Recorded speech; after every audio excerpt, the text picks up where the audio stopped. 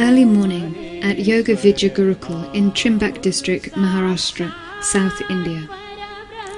Although the sun has only just risen, the students here at the Ashram have already been practicing their asana for the last hour.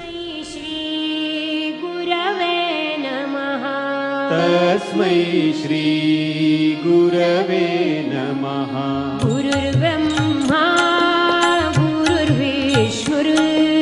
Gurur Brahma, Gurur Vishnu. Days begin at 5, so it's no surprise that lights are out in most of the bedrooms by 10 p.m. Gurur Devo Maheshwaraha.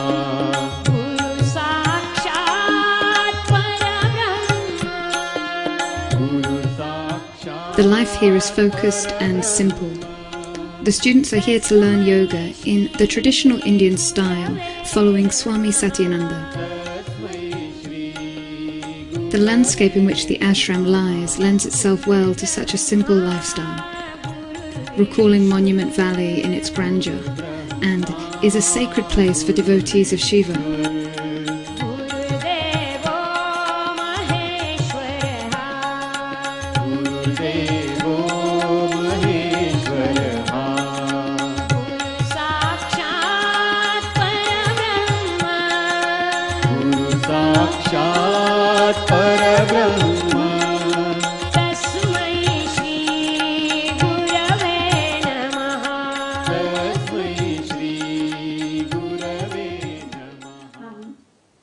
The ashram anyway is about simple living, and it can be a little bit difficult for those people that are used to having a very soft bed, hot water from the shower whenever they want it, continuous supply of electricity.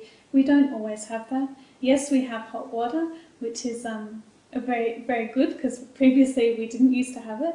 Electricity, again, in this ashram, when we came here, there was no power, there was no water supply, there was no road. So all of these things have been built up. And if you spent any time in India, you'll know that there's not always water, there's not always power, even in the middle of a big developed city. So you do need to be a little bit open. It can be a little stressful sharing with 3 people, especially as most people are not used to sharing with strangers. But usually people become really good friends by the end of it, and there's tears of when people say goodbye because they become so close. Yoga Vidya is a yoga science, and Gurukul is a home of Guru. In Indian traditions, there were no schools and colleges previously. Guru's ashramas were there. Guru was the head of the ashram. He was conducting the whole ashram, managing everything and teaching the disciples also. And the disciples are supposed to stay there for 12 years. They are full time staying there, eating, living, and doing some work also for the ashram. So ashram work is carried out by the disciples only. So this was the style of the ashram. A typical day here begins at 5 a.m. with chanting. This is followed by asana and then a well-deserved breakfast. The day comprises of meditation, pranayama, which is a selection of breathing techniques, lectures on all aspects of yoga and yogic philosophy. Everyone's favourite part of the day is yoga nidra, a type of yogic sleep. Nothing gets done by itself. Through karma yoga, everybody helps with the general maintenance of meals, cleaning, gardening, and other jobs appropriate to their skills.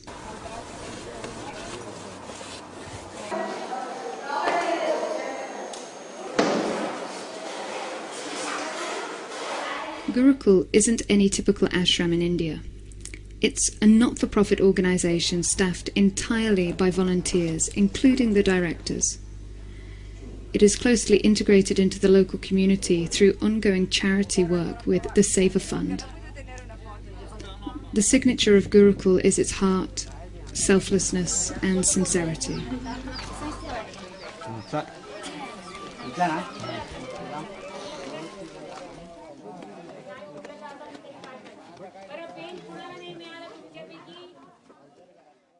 In yogic tradition, yogic culture, the first word that is taught is devotion to the Guru.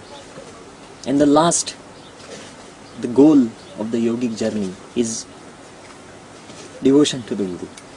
You will find it interesting that is all the yoga tradition wants.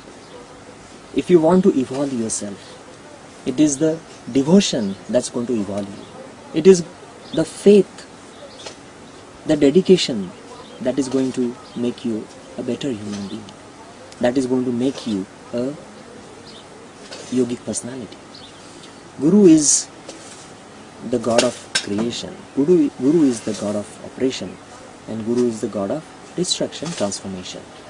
In reality, Guru is the pure consciousness. He is the one who can inspire you on a higher level, who can inspire your higher intellect, who can inspire your emotional personality, who can guide your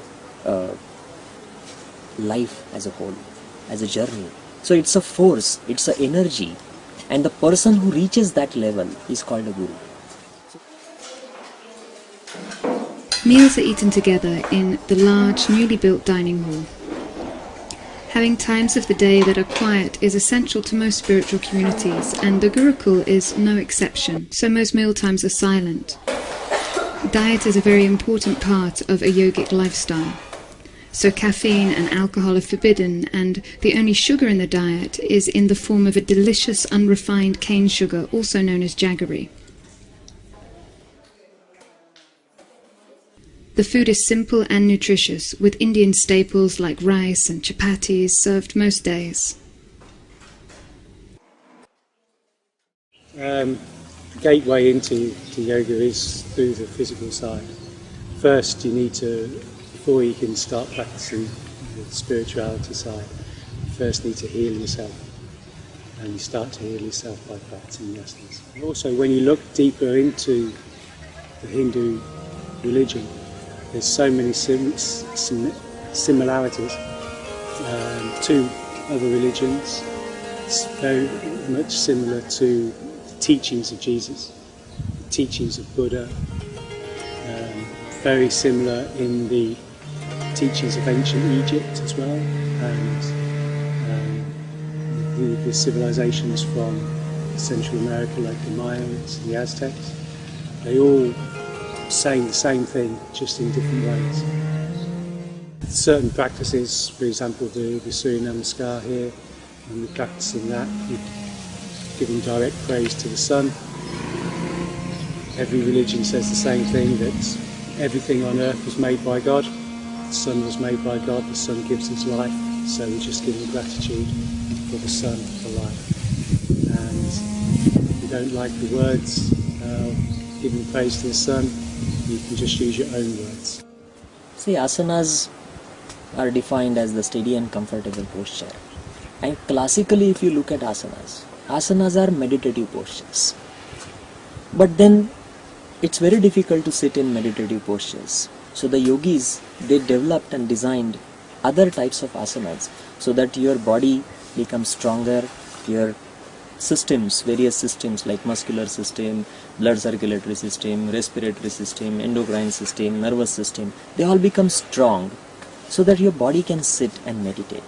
The whole purpose of asanas is to make a very steady and comfortable posture so that your mind can be made steady. The mind is not steady. The mind moves from one place to another place, one thought to another thought, one emotion to another emotion. Thoughts go very crazy and wild in a wild manner. To steady the mind, asanas are used because body and mind has a strong connection, and asanas talk about that connection. If you want to steady the mind, you have to steady the body. And you see, there are 5 levels of existence as far as human dimension is concerned, as mentioned in yoga. They are called 5 koshas, pancha kosh. The first is the food body, the physical body. The second is the pranamaya kosh, is the energy body, the pranic body. The third is the mind body, the manomaya kosha.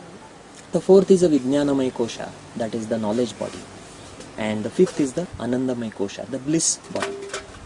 We exist on all these levels, but we are mostly aware of our physical body.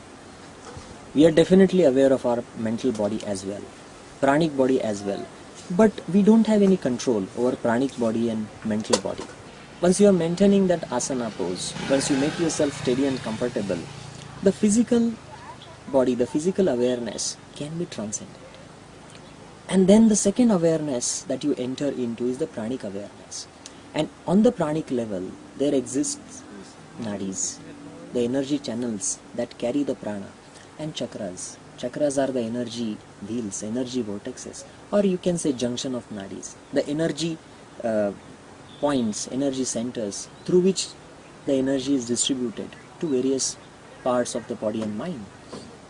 So once you make your shoulders stand steady and comfortable, then you can slowly start becoming aware of the breathing, because breathing goes close to the pranic awareness. Through breath, you control the prana. So then the breathing awareness is developed. After developing of the breathing awareness, you can develop the pranic body awareness.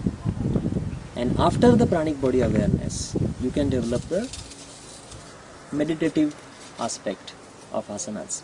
So it's a progress, it's a slow progression from physical level to pranic level to mental level, and then ending up in the blissful dimension.